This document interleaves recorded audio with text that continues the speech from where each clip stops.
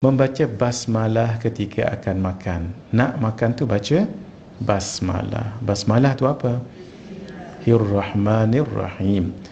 Kita dalam mazhab Asy-Syafi'i, bismillah itu adalah ayat Al-Quran. Maksud dengan secara tidak langsung, kita juga dianggap telah membaca ayat Al-Quran. Jadi untung tak?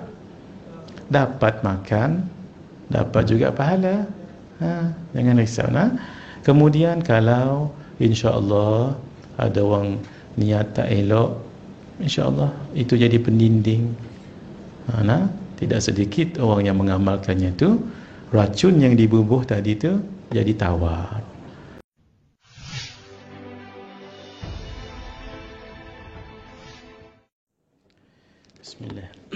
Bismillahirrahmanirrahim.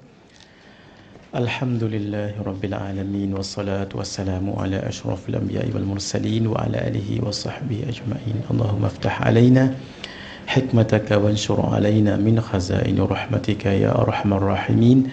Rabbi shrah lana sudurana wa yassir lana umurana wahlul 'uqdatan min alsinatina yafqahu aqwalana.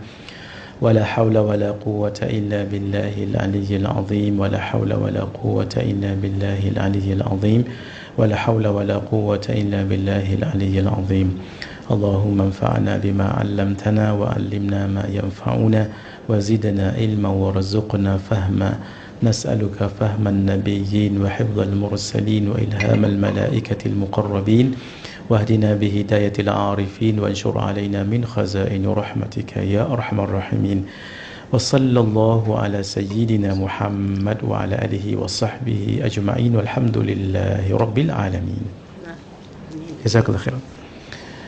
خير ما أحييكم به تحية الإسلام وتحية الإسلام السلام. السلام عليكم ورحمة الله وبركاته.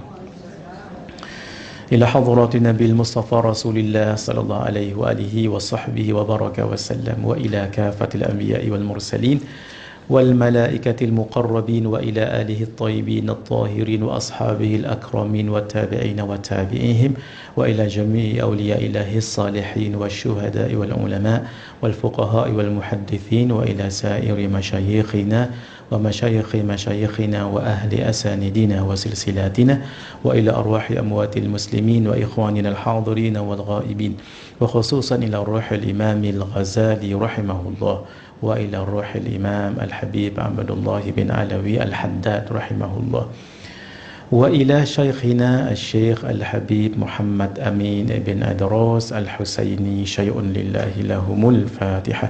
أعوذ بالله من الشيطان. الحمد لله رب العالمين الرحمن الرحيم إياك نعبد وإياك نستعين اهدنا الصراط المستقيم صراط الذين أنعمت عليهم غير المغضوب عليهم ولا الضالين. نوينا التعلم والتعليم والتذكر والتذكير والنفع والانتفاع والإفادة والاستفادة والحث على التمسك بكتاب الله وسنة رسوله صلى الله عليه وآله وسلم والدعاء إلى الهدى والدلالة على الخير ابتغاء وجه الله ومرضاته وقربه وثوابه. Alhamdulillah, kita jumpa lagi untuk kali ini kitab Al-Adab. Muka adab yang keberapa tu ya? Yang ke-12. Bismillahirrahmanirrahim. Saya tengok di library saya tu ada satu buku saya ni, buku ni ini. Siapa yang nak dapat boleh dapatkan sekejap lagi ni siapa nak belilah boleh dapatkan.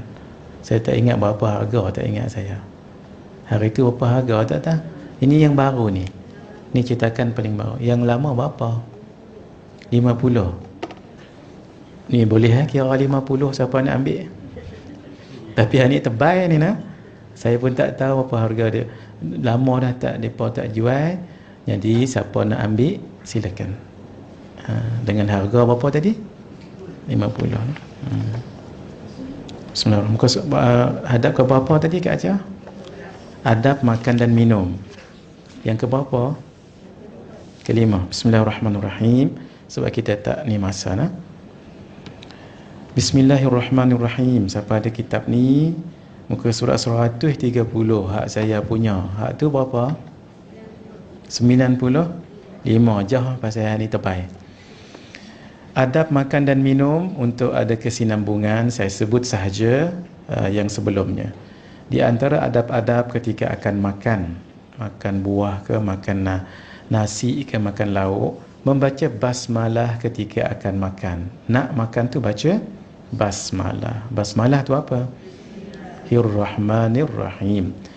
Kita dalam mazhab Asy-Syafi'i, bismillah itu adalah ayat Al-Quran. Maksud dengan secara tidak langsung, kita juga dianggap telah membaca ayat Al-Quran. Tahu tak pahala baca ayat Al-Quran? Ya, satu huruf sama dengan satu kebajikan. Satu kebajikan sama dengan 10 pahala. Bismillahirrahmanirrahim tu berapa huruf tu ada tu? Jadi untung tak? Dapat makan, dapat juga pahala. Jangan risau.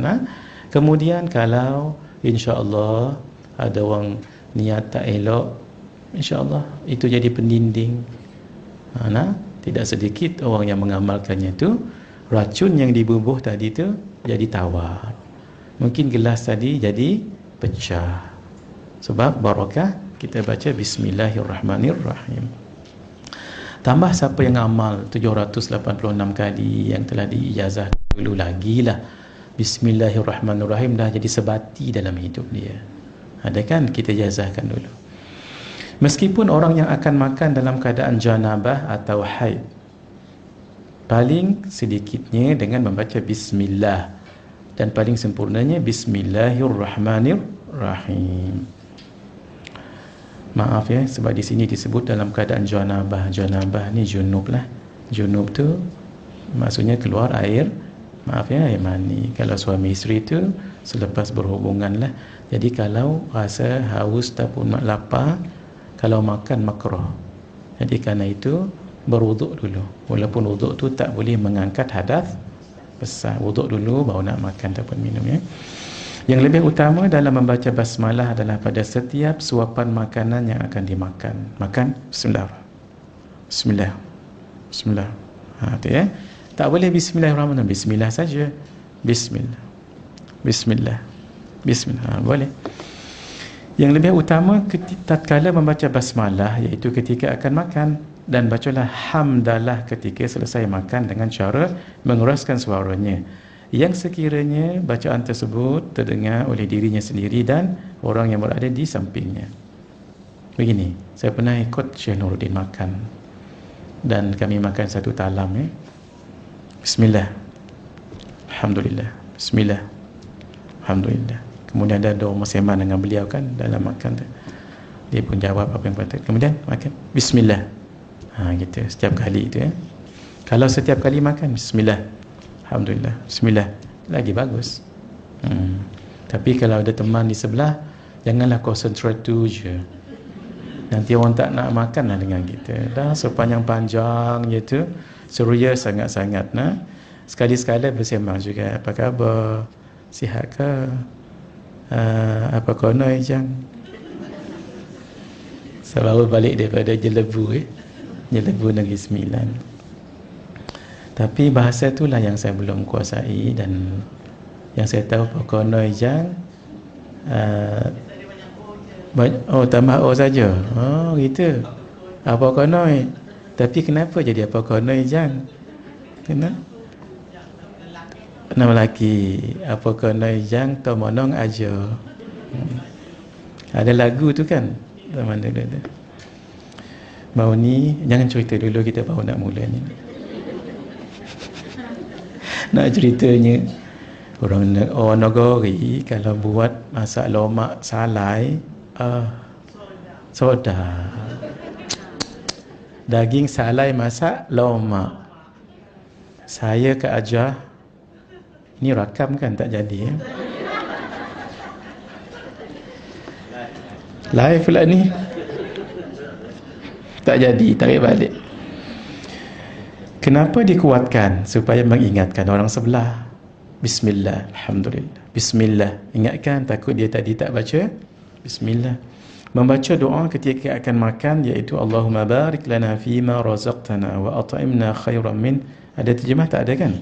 Ya Allah, berkatilah kami pada apa yang telah Kau rezekikan pada kami, wa at'imna khairan minhu, dan bagilah kami makan sesuatu yang lebih baik daripadanya, iaitu di syurga.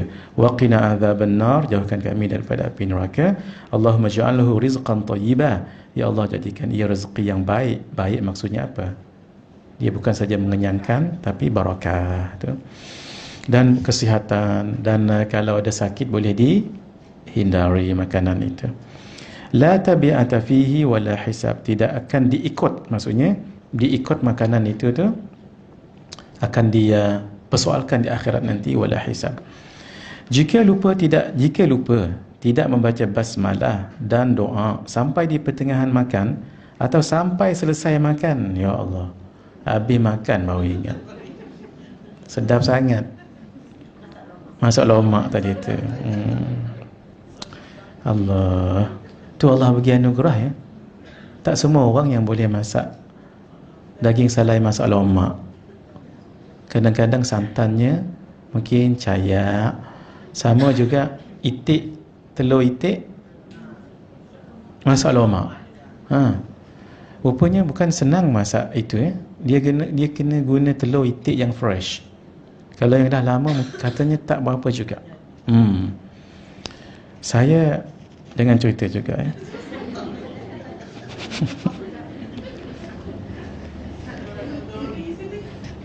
Sebab tadi mengajar di Masjid Negeri. Tak payah ceritalah. Ke nak cerita juga? Boleh? Suka dengar cerita eh? Saya balik daripada Jelembu minggu lepas lagi.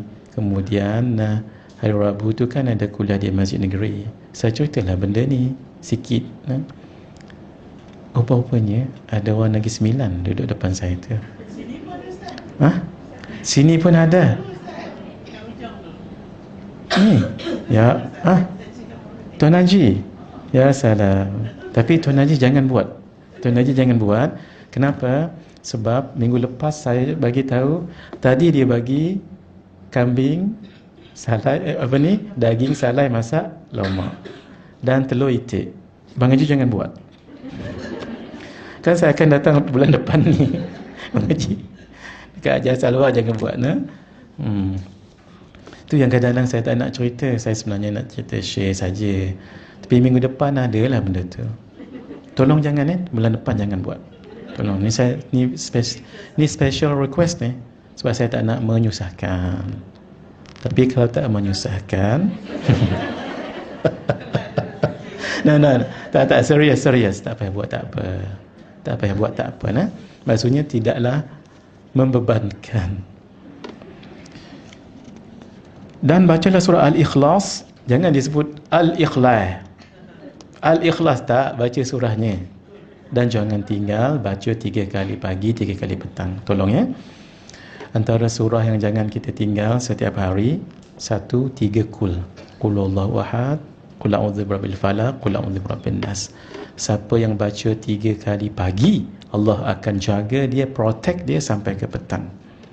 Siapa yang baca petang, Allah akan protect dia sampai ke pagi. Bila waktu malam tu? Cover. Pagi sampai petang, petang sampai pagi. Maksudnya malam tu tak baca pun tak apa, dah di cover, tapi nak baca lagi elok. Boleh? Itu satu. Yang kedua, surah Yasin. Surah Yasin ni tak perlu kita nak syarah lagi, memang fadilat yang banyak sangat. Untuk siang.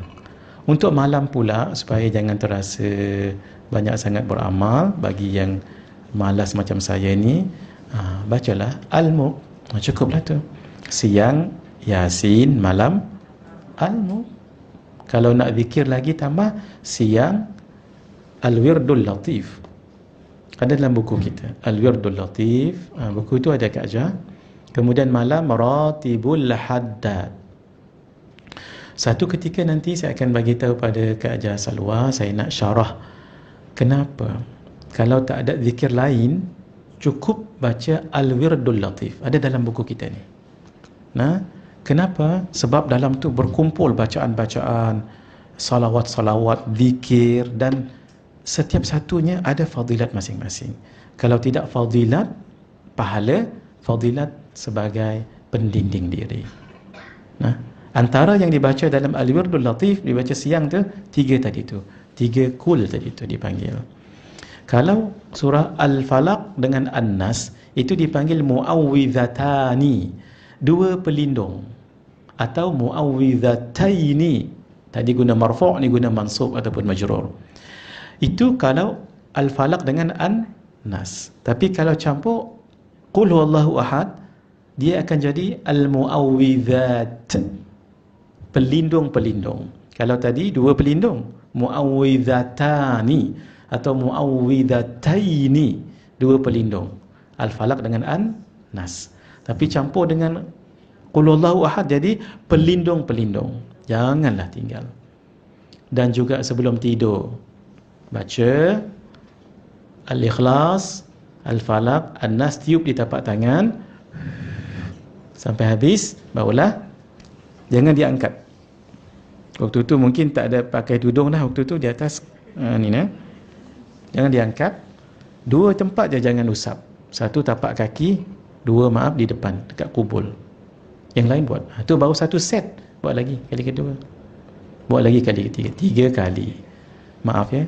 Kalau layers kalau 3 layers tu kuat tak? Tapi ada juga orang yang minta sekali. Termasuk nak baca ayat kursi dulu boleh, nak baca tu dulu pun boleh. Rasanya elok baca tu dulu Kak Ajah sebab mengantuk. Sebab kalau dah baring tak buat dah. Kalau kan ayatul kursi boleh buat baring, itu tak boleh buat baring. Kalau buat baring bila nak sampai ke hujung? Kan baca tu dulu. Satu lagi, kalau memang mata tu berlipat-lipat, ya Allah, mengantuknya tu, lepas isyak terus buat. Tu buat. Nanti baru kita buka telekong semua sekali, tidur sajalah. Sangat bagus. Cuma bahaya Kak Ajah. Sebab takut baca Al-Mulk Tabarakalladzi je. Faham maksud saya ni?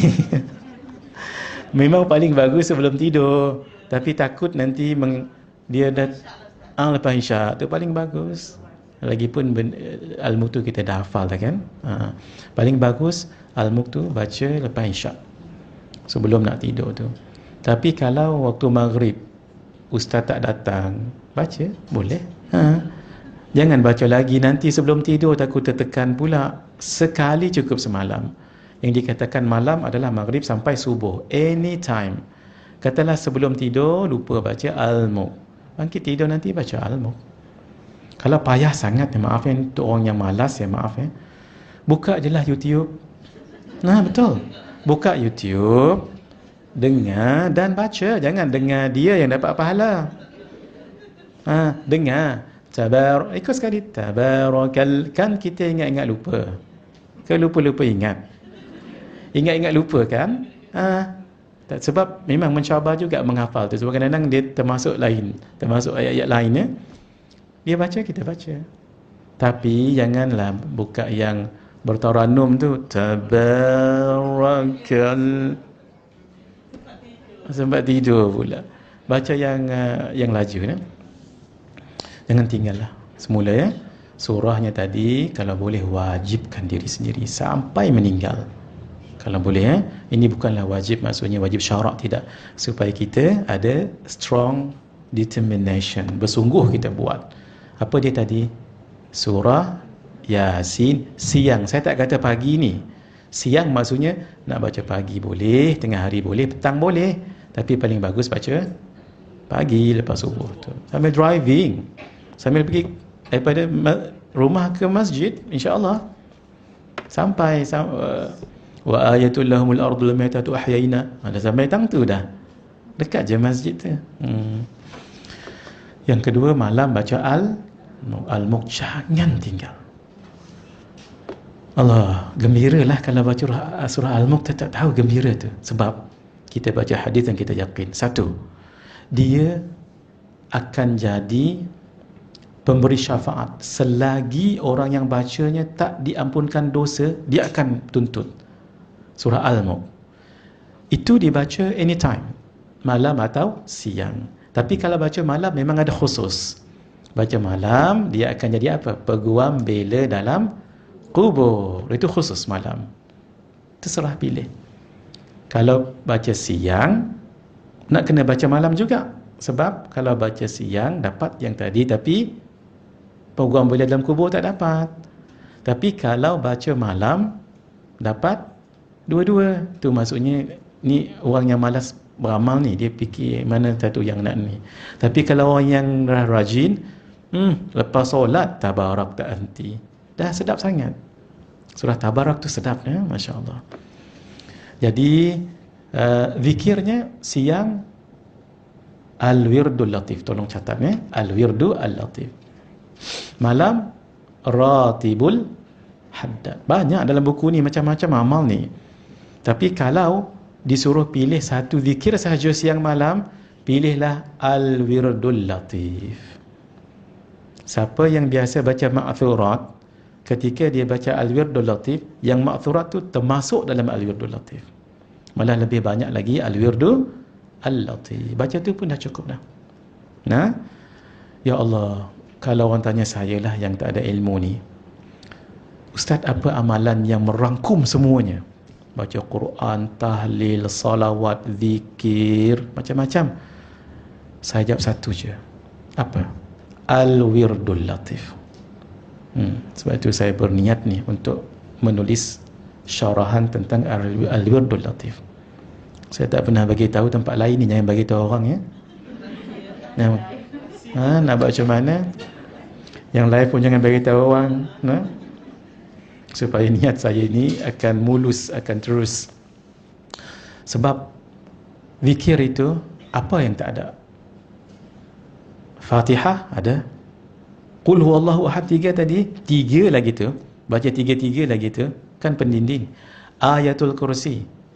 Allah, kalau cerita Ayatul Kursi, saya dah cerita sikit waktu daurah dulu kat sini Memang setiap satu tu memang sangat dahsyat. Saya akan bagi tahu nanti.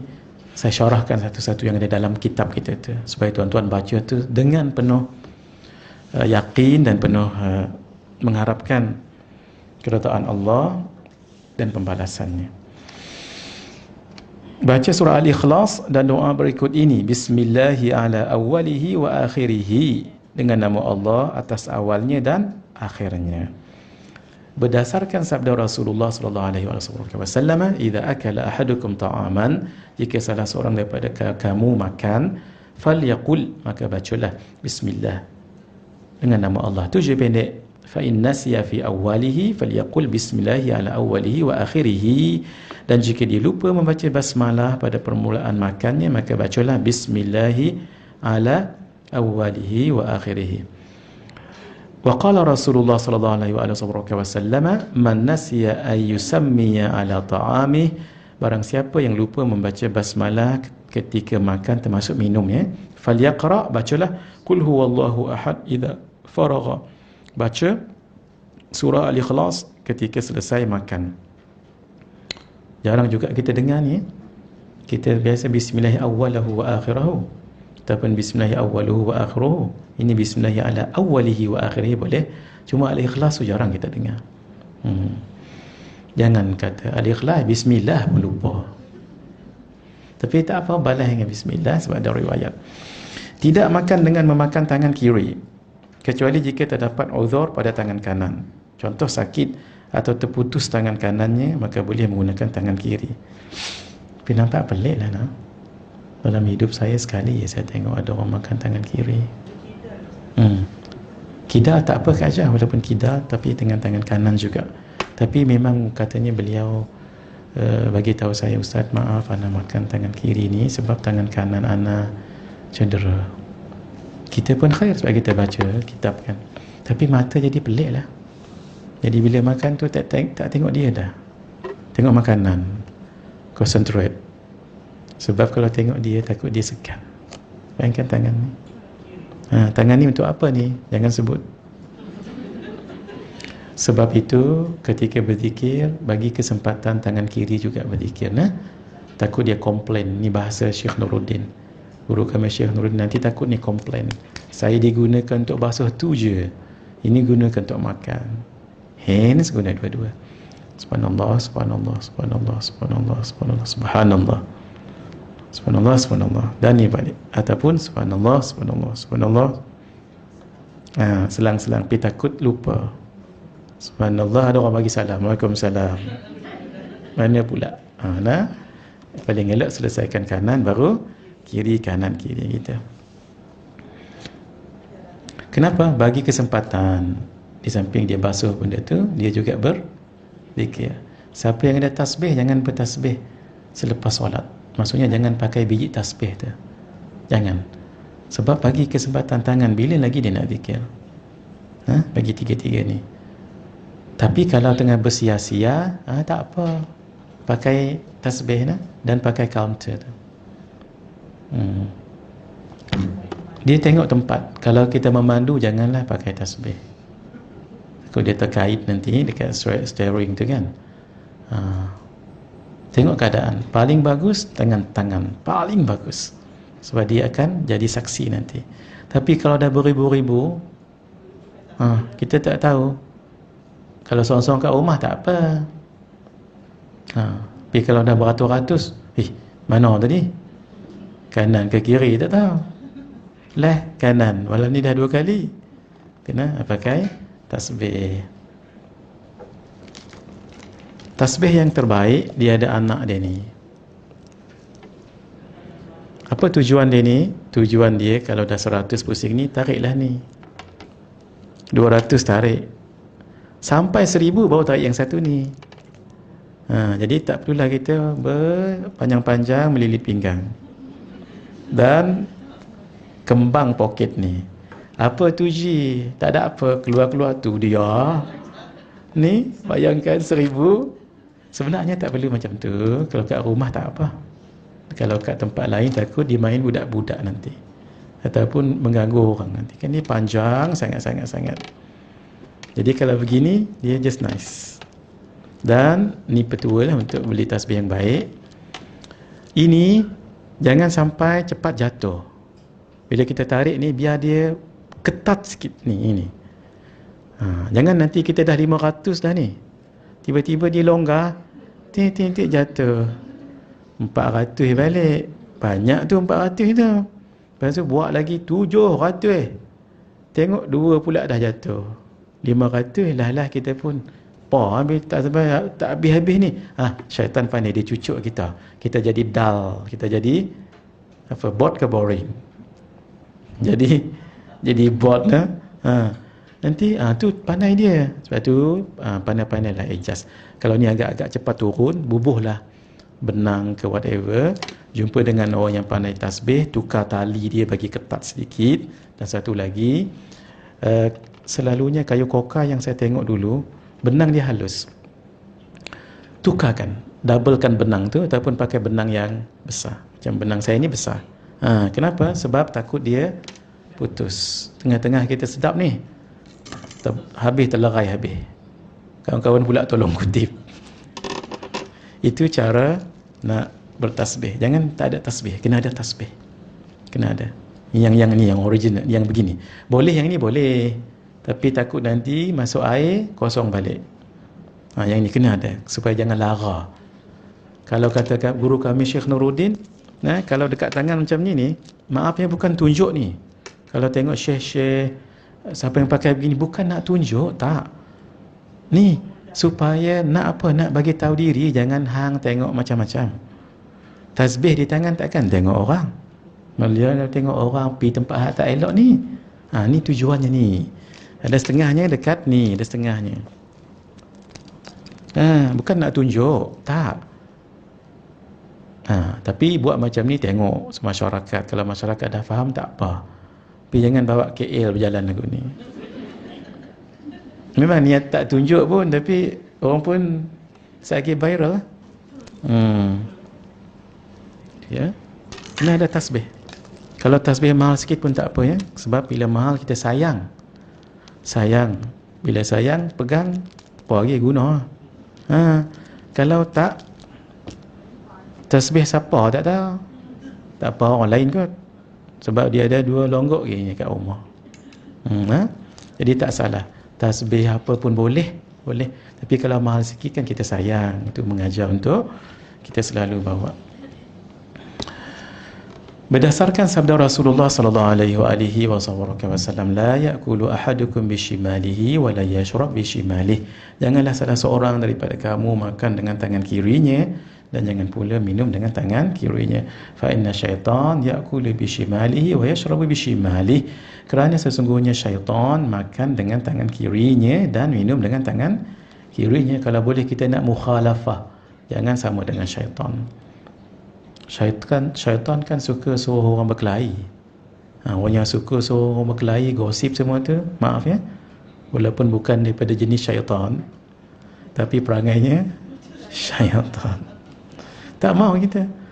Finally, syaitan nanti masuk kat mana? Last nanti masuk ke mana?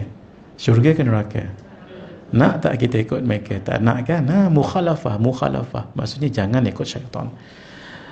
Sebaliknya ikutlah Rasulullah sallallahu alaihi wasallam. Nak tahu cara Rasulullah, tengok sahabat. Nak tahu sahabat, tengok tabi'in. Nak tahu tabi'in, tengok ulama-ulama. Itu cerminan Rasulullah walaupun tidak exactly. Itu ya, faedah. Hukum makan dengan menggunakan tangan kanan. Menurut pendapat yang kuat dalam mazhab Imam Syafi'i, hukum makan dengan tangan kanan adalah sunnah. Apa maksud sunnah? Ma yuthabu fa'iluhu wa la yu'aqibu tarikuhu. Buat apa pahala, tinggal tak berdosa. Sedangkan menurut pendapat sebahagian ulama, hukum makan dengan tangan kanan adalah wajib. Wajib maksudnya apa? Siapa tak makan dengan tangan kanan berdosa. Sampai gitu tu. Wa dhahaba ba'duhum ila anna al-amra bil akli bil yamin lil wujub. Dan sebahagian mereka telah berpendapat kepada sesungguhnya perkara makan dengan tangan kanan itu adalah wajib. Sisa makanan yang sudah dimasukkan ke dalam mulutnya, maka janganlah dikeluarkan kembali ke tempat makanan yang sedang dihidangkan. Kalau tak nak, ambil bubuh dalam tisu ke ataupun sembunyi-sembunyikan. Sebab dah masuk dalam mulut tadi tu. Berayak-ayak pula tu, kita pun Allahu Akbar. Hilang, putus selera. Sebab tadi bukan main sedap lagi. Daging salai masak lemak. Orang tadi tu dimasuknya dalam mulutnya daging salai. Asalnya berlemak. Bila dia keluar tu, ya Allah, berayak-ayak, bukan berlemak. Kita pun tak lalulah dibuatnya. Mendahulukan untuk makan buah-buahan terlebih dahulu sebelum memakan makanan yang lain. Misalnya sebelum makan nasi, maka makanlah buah-buahan terlebih dahulu. Kemudian baru nasi, kemudian makanlah sesuatu yang manis. Tengok cantik ni. Kan? Apa dia dulu tadi? Buah-buahan, baru makan nasi. Jangan lupa lauk, jangan nasi saja. Barulah lepas tu makan yang manis-manis. Allah. Dah terbayang krema ya? Minum paling elok selepas makan. Jangan orang panggil apa? Selang-selang tu apa istilahnya? Sulam air kan? Sulam kan? Makan, sulam. Tak elok. Sebab dia tak dan dicerna lagi. Biar dia cerna turun ke bawah tu. Kenapa makan buah dulu? Sebab dia mudah dicerna. Baru makan nasi, baru makan manis-manis termasuk krema dan akuk kalau ada. Berdasarkan firman Allah Ta'ala, wa fakihatin mimma yatakhayyarun wa lahmi tayrin mimma yashtahun. Tengok ulama ni dalam ayat Quran dia boleh keluarkan hukum. Dan buah-buahan daripada apa yang mereka pilih. Koklah buah apa pun. Dan daging burung daripada apa yang mereka inginkan. Maksudnya makan apa dulu? Buahan baru makan burung ke makan daging burung? Burung tadi tu. Makan burung ke makan daging? Daging burung. Imam Zakaria Al-Ansari ni disebut dengan Imam Bainal Hajarain. Imam di antara dua batu. Saya dah cerita kat sini rasanya 3 kali. Kalau disebut kenapa diapit 2 batu, boleh jawab? Tak ingat dah. Rasanya 3 ataupun 4, ataupun 5 ataupun 6. Boleh saya tulis sekarang? Imam Ahmad. Baguslah Kak Ajah, ingatlah cerita Imam Ahmad. Betul. Baguslah Kak Ajah. Last-last apa terjadi Kak Ajah? Last-last. Betul. Baguslah ingatan Kak Ajah ni. Last apa terjadi Kak Ajah? Saja nak ni. Baru dia tahu. Kat mana dia tahu tu? Waktu di rumah tukang roti tadi tu, bila waktu dia tahu tu? Sebelum nak tidur ke nak makan? Sebelum nak tidur. Tapi moral of the story, apa amalan Imam Ahmad? Itu yang penting. Istighfar. Kita biasa Bismillahirrahmanirrahim. Bismillahirrahmanirrahim. Kita praktik yang kita belajar. Bismillahirrahmanirrahim. Cuba kira berapa kali. Ulang balik.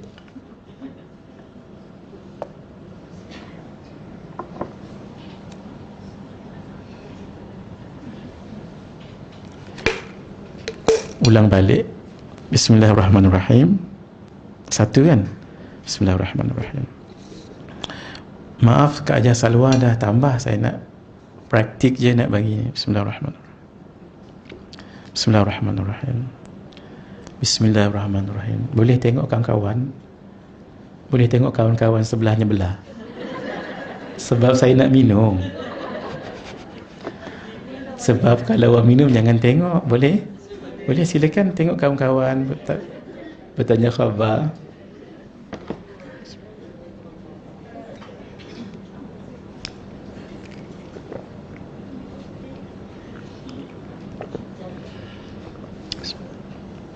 Berapa kali tadi Kak Ajah?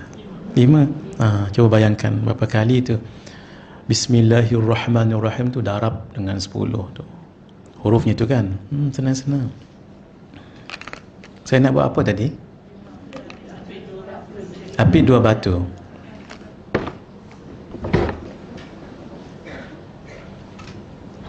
Bismillahirrahmanirrahim. Sini. Bismillahirrahmanirrahim.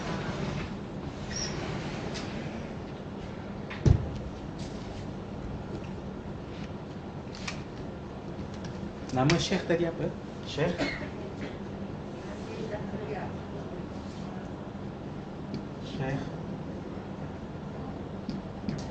Zakaria Al-Ansari. Baik.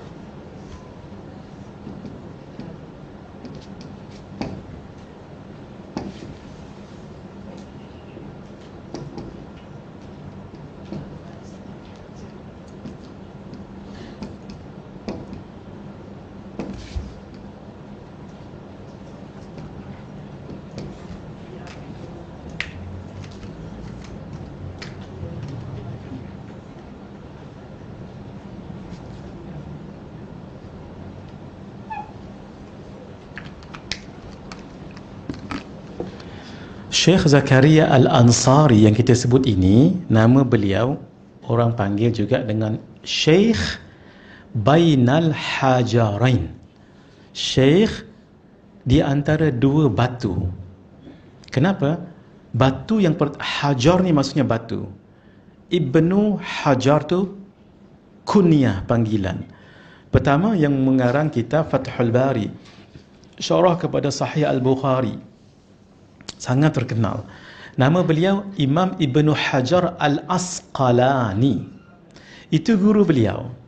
Kerana Syekh Zakaria Al-Ansari mu'ammar. Mu'ammar ni orang yang panjang umur.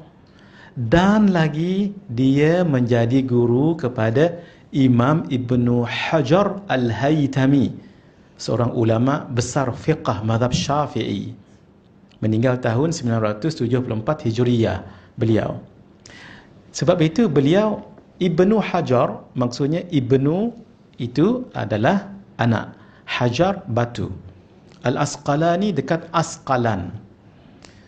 Nama beliau bukan itu, tapi itu nama kunyah, panggilan.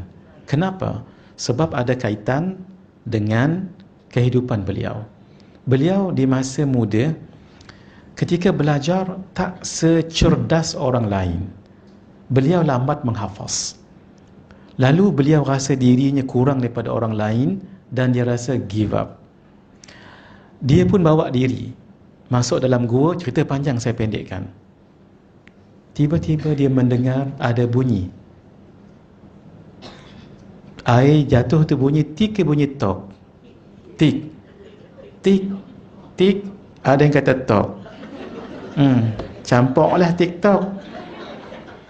Ambil tok lah sedap. Sebab dia kan bunyi bergaung kan. Mungkin asalnya tik. Dalam gua tok. Kita ambil tok lah senang.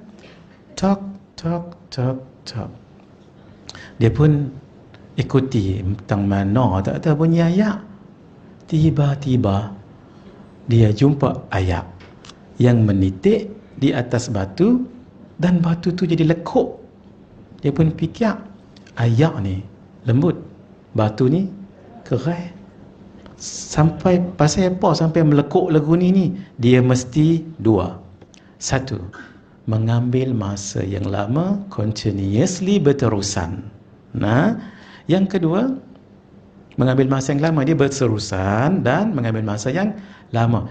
Daripada itu dia belajar kalau batu boleh lekuk walaupun ia keras dengan air yang lembut, ini kan pula fikiran manusia takkan tak boleh bentuk. Starting from that day, lalu beliau belajar daripada tadi tu, patah balik jumpa gurunya dan akui apa yang dia buat tu salah, terus buat dan belajar sungguh-sungguh. Siapa yang tak kenal beliau sekarang?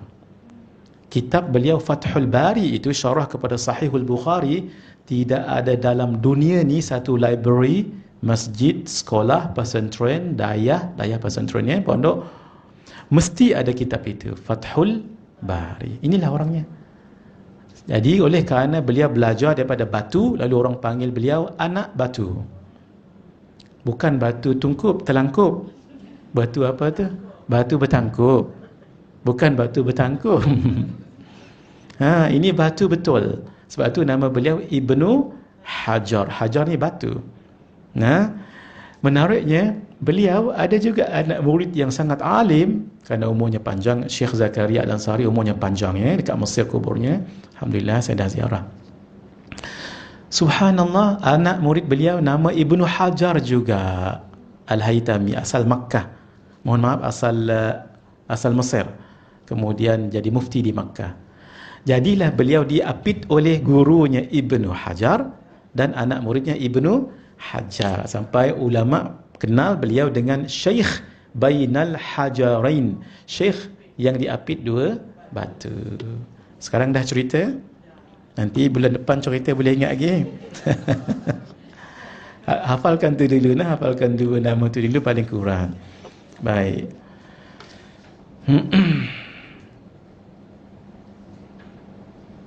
Menjelaskan dalam kitabnya Asnal Matalib, saya sempat baca sekejap di Madinah dengan Habib Zain, sekejap je baca. Alhamdulillah dapat keberkatan.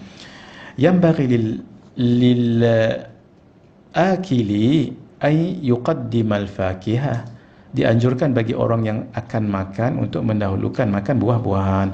Thummal laham, kemudian daging. Thummal halawah, kemudian makanan yang manis. Wa innama quddimatil fakihah, dan sebab didahulukan untuk makan buah. Kenapa tu? Li annaha asra'u istihalatan, kerana ia lebih cepat dalam penghadaman, pencernaan di bawah perut, tak sakit. Wa yanbaghi an taqa'a asfalal ma'idah, oleh kerana itu sebaiknya buah-buahan tersebut diletakkan di bahagian bawah lambung perut ni, usus. Kalau dia di atas takut nanti sakit perut. Sebab itu makan buah dulu sikit, jangan habis-habis. Makan buah sikit baru makan makanan lapit. Kata orang ni habis satu tangkai buah mu'tah baru makan nasi, kan sakit perut nanti. Faedah, Imam Al-Ajhuri menjelaskan bahawa buah yang dianjurkan untuk dimakan terbahagi pada 3 waktu.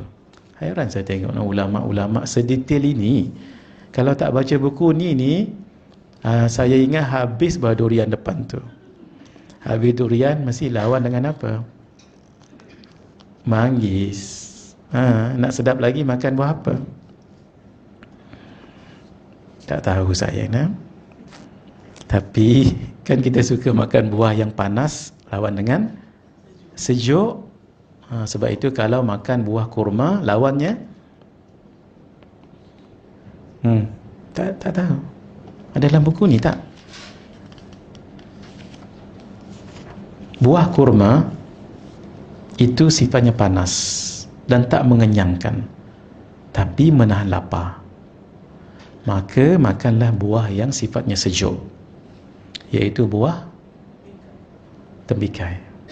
Cara makannya Kak Ajah, buah kurma sikit, tembikai sikit, kurma sikit, tembikai sikit.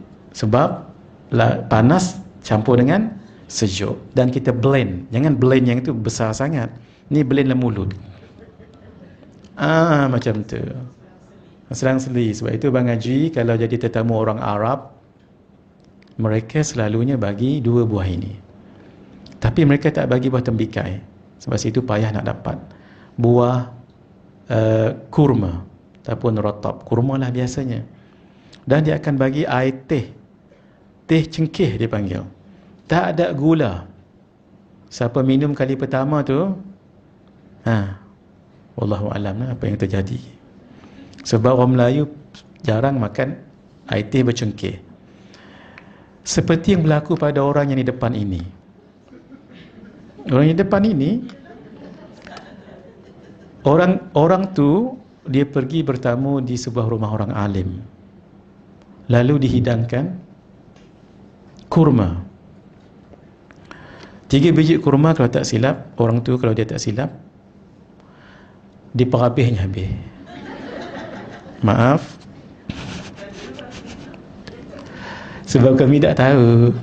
Sampai-sampai kami 3-4 orang, hang berapa? 3, mai bismillah. Sedap noh, sungguh lapar. Habis 3 biji, mai ayat teh cengkeh, minum, Masya Allah. Memang tak ada gula. Pasal orang Arab tak bawa gula. Rupa-rupanya caranya adalah makan kurma sikit, minum air.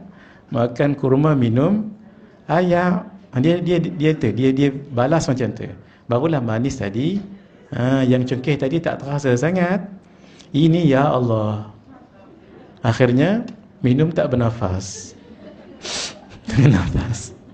Kalau bernafas boleh muntah kadang-kadang. Itu untuk pengetahuannya. Siapa yang pergi rumah orang Arab, kalau dibagi kurma, janganlah terus makan. Tunggu dulu apakah akan ada datang air ataupun tidak. Kalau tidak ada air, bismillah, buah kurma tadi tu. Kalau tak, kena makan dengan air tu.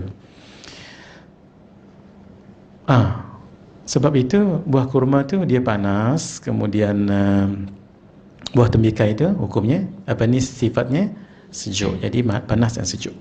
Buah yang dimakan sebelum makan nasi ialah buah semangka. Oi, suka saya sebab ni bahasa kampung kami ni. Semangka ni maksudnya apa? Orang kampung kami panggil watermelon. Sini orang Enon pakai semangka juga Masya Allah, seronok, suka saya. Lama tak sebut buah semangka, ya Allah. Ataupun buah tin.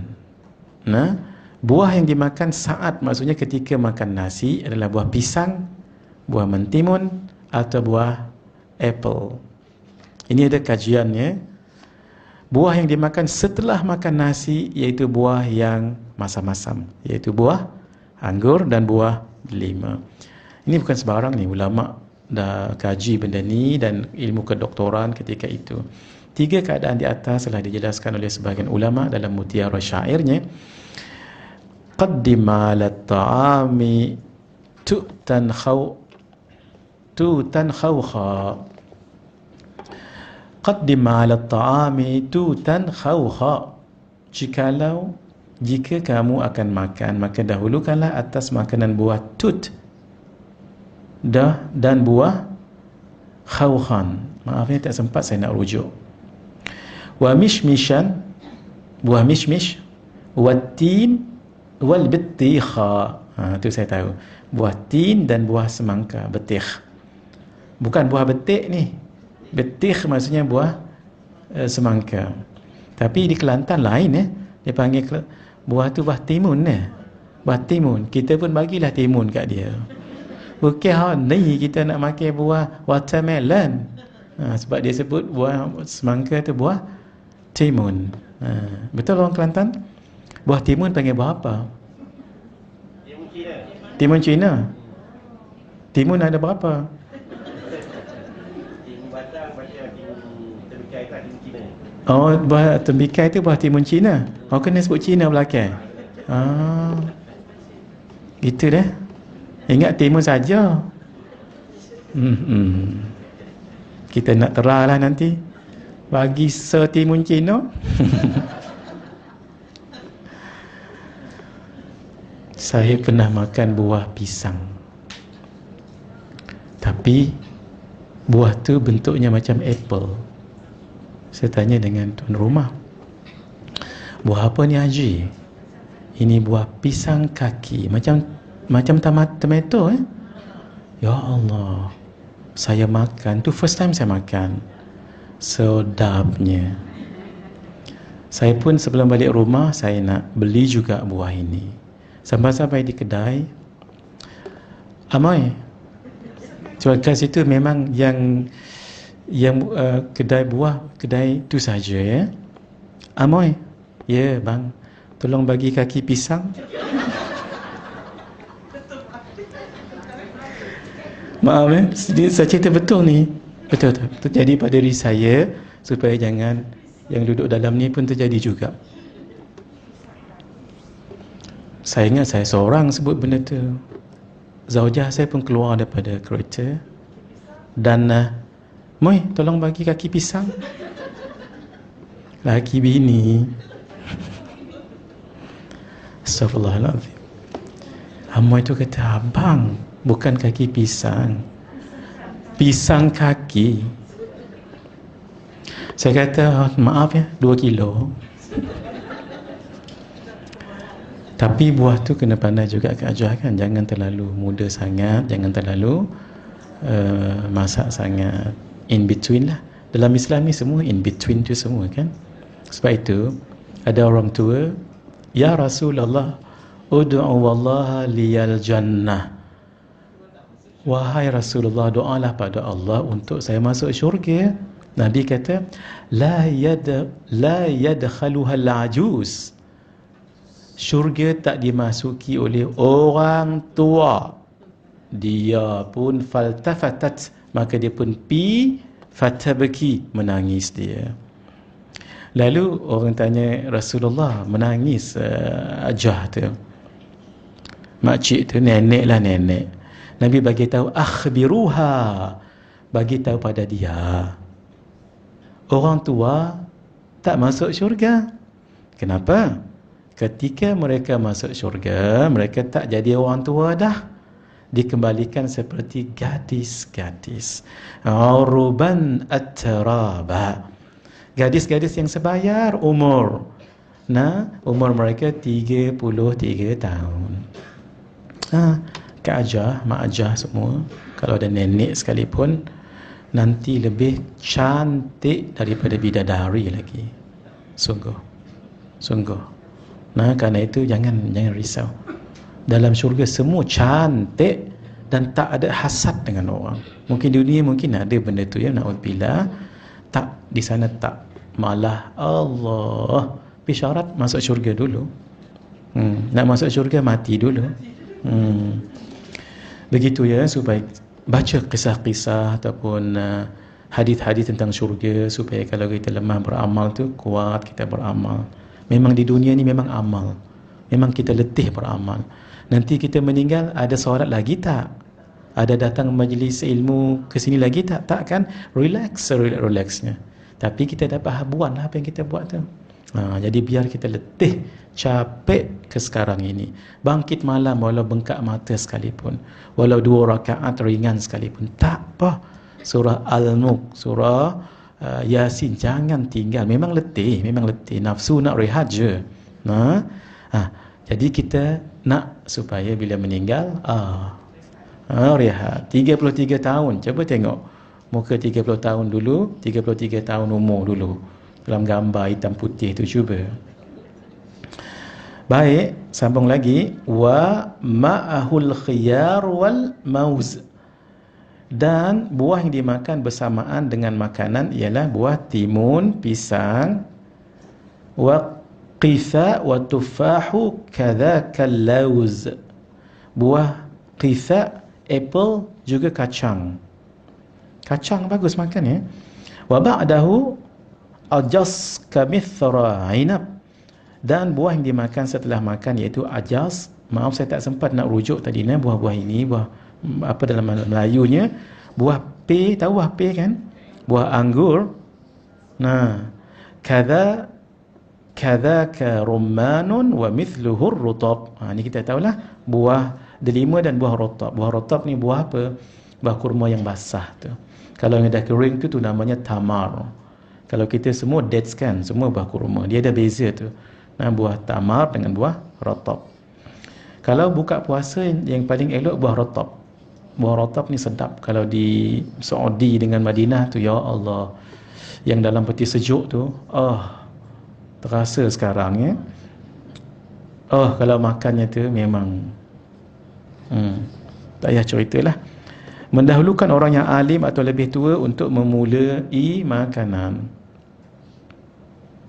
Jamnya betul ke? 11.30. Kita berhenti 11.30 ke pukul 12? Sebenarnya pukul 11.30. Saya sikit lagi boleh? Dalam 10 minit ke? Tak pun dalam 11, 12 pun tak apa kan? 10 minit ya. Bismillahirrahmanirrahim. Pukul 11.40 saya berhenti insya-Allah. Mendahulukan orang yang alim atau lebih tua untuk memulai makanan. An Hudzaifah radhiyallahu taala anhu qala, daripada sahabat yang bernama Hudzaifah berkata, kunna idza hadarna ma'an nabiy sallallahu alaihi wa alihi wasallam ta'aman, jika kami bersama Nabi sallallahu alaihi wasallam dan dihidangkan pada kami suatu makanan, lam nada aydiyana hatta yabda'a Rasulullah sallallahu alaihi wasallam fayada'a yadahu. Masya-Allah. Nah, kami tidak memulai mengambil makanan tersebut kecuali jika Rasulullah sallallahu alaihi wasallam telah memulainya terlebih dahulu. Maka setelah itu beliau pun meletakkan tangannya atas makanan tersebut. Maksudnya kalau ada orang alim, ya orang alim dululah, baru kita makan. Berdasarkan hadis itu, kalau orang alim tu ada sekali. Kalau dia di rumah dia, kita kat rumah kita, kita nak jemput dia makan, tak mengapa kita makan dulu, tapi ini dah satu talam. Biar dia makan dulu, ambil sikit dan kita ambil kemudian. Sebab sahabat memuliakan Rasulullah SAW. Kita pun ikut sahabat. Utiya sallallahu alaihi wa alihi wasallam bi ta'amin. Telah dihidangkan kepada Nabi sallallahu alaihi wasallam suatu makanan. Saya terkesan dengan seorang sahabat saya. Saya sebut nama beliau kerana beliau antara yang saya pun fikir betul juga apa yang dia buat. Al-Fadhil Ustaz Lutfi Al-Linggi, Ustaz Ahmad Lutfi Al-Linggi. Beliau ada pondok dekat Kuala Kangsar. Beliau kata dengan saya begini, Ustaz, saya ajar anak-anak murid saya. Beliau ada anak murid yang tua-tua, bukan tua, yang dewasa. Kalau jemput ke rumah, maaf ya, tolong diingat sama-sama, saya pun ingatkan juga diri, jangan bagi ustaz ataupun ustazah bersusun Nabi makanan. Maaf ya, kalau buffet sekalipun, dua cara. Kita suruh ustaz tu dulu ataupun ustazah tu dulu, ataupun yang lebih sedap, lebih beradab, lebih bagus, apa, buatkan satu hidangan. Kadang-kadang bayangkan ustaz bawa pinggan sebesar alam tu, berderet, nanti orang tahu ustaz makan apa ya. Ya Allah, ayam 3 ketul. Sempat tak untuk orang. Mulalah tu. Ayam 3 ketul, sempat untuk orang lain. Tu ayat yang tadi. Belum tambah lagi. Ikan 2 ketul. Udang 3. Ya Allah. Mulalah tu. Karena itu kadang-kadang ustaz tu pun segan. Dia mungkin nak makan lebih sikit. Akhirnya setengah aja dia ambil. Tapi kalau dihidang sebegini, dia rasa free. Sebab yang di sini tuan rumah, dia ataupun kawan, boleh tambah lagi, tambah. Gitu ya. Kita nak jaga maruah ustaz ataupun guru kita juga. Kadang-kadang maaf, kadang-kadang saya bercakap ni kerana saya mengajar ya, dan tuan-tuan pun belajar dengan saya, dan ini pun kawan dan guru kami yang sebut. Sama juga kenduri kahwin. Kalau kenduri kahwin, apa salahnya satu meja tu untuk orang-orang alim. Nah, dua ke supaya mereka tak segan. Bayangkan macam ni sorban, tengok belakang budak-budak. Ya Allah, nah kita jaga maruah guru kita. Tapi kalau memang dah tempat sempit, kena cara buffet je ustaz, it's okay. Tapi biar ustaz-ustazah yang dulu, barulah yang kemudian. Kita yang ambil. Terima kasih Kak Acah. Bagus juga. Memang dah tempat sempit dan tak boleh nak sediakan, ustaz duduk, kami yang ambil. Ustaz nak makan apa ustaz? Bolehlah ayam, ikan, kambing, sotong dan nah, kita lah yang pandai-pandai. Saya banyak cerita peribadi hari ini tak jadi ya. Memang bagus Kak Jah, memang bagus.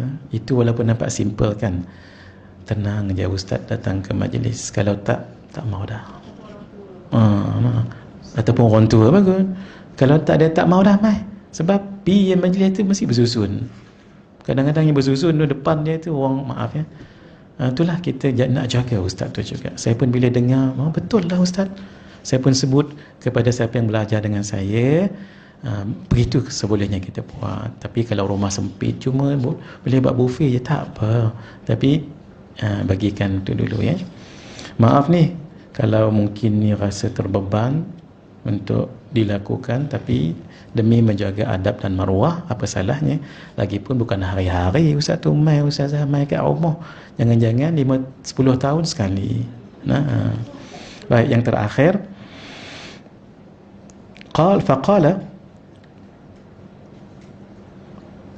faqala yustahabbu an yabda ar-rajul as-salih fa khudh ya Aba Ubaidah. Disunahkan untuk mendahulukan lelaki yang salih, termasuk perempuan yang salih juga, dalam memulakan makanan. Maka ambillah makanan terlebih dahulu wahai Abu Ubaidah bin al-Jarrah, salah seorang ahli syurga, sebab beliau orang tua. Tu yang dibagi makan dulu. Baik, kita ambillah yang terakhir. Tidak mencaci makanan yang tidak disukai, misalnya dengan mengatakan makanan ini rasanya tidak ladat. Jangan, nanti orang terasa hati. Berdasarkan hadis an Abi Hurairah radhiyallahu taala anhu qala, daripada sahabat sahabat Abu Hurairah radhiyallahu taala anhu, dia berkata, ma'aban Nabi sallallahu alaihi wasallam ta'aman qattu. Nabi sallallahu alaihi wasallam tidak pernah mencaci makanan sekalipun. Inishtaha akalahu, jika baginda suka baginda akan makan, wa in karihahu tarakahu, dan jika baginda tidak suka maka baginda akan meninggalkannya. Qala al-Imam an-Nawawi, Imam an-Nawawi mengatakan, al-aibu huwa an yaqul, satu keaiban ketika seorang mengatakan hadza malih, ini masin sangat, qalilul milih, ini kurang masin. Serba salah. Masin sangat pun serba salah, tak masin pun serba salah. Hamid, ni pahit ni. Raqiqul ghalidh, ini raqiq nipis, ghalidh tebal. Mungkin kuahnya tak berapa tebal lah, ataupun tak pekat lah. Nampak sampai ke bawah lah, cayak lah. Amboi, janganlah menghina orang lagu tu nah. Jadi minum saja. What do you feel? Alhamdulillah. Cukup. Jangan well.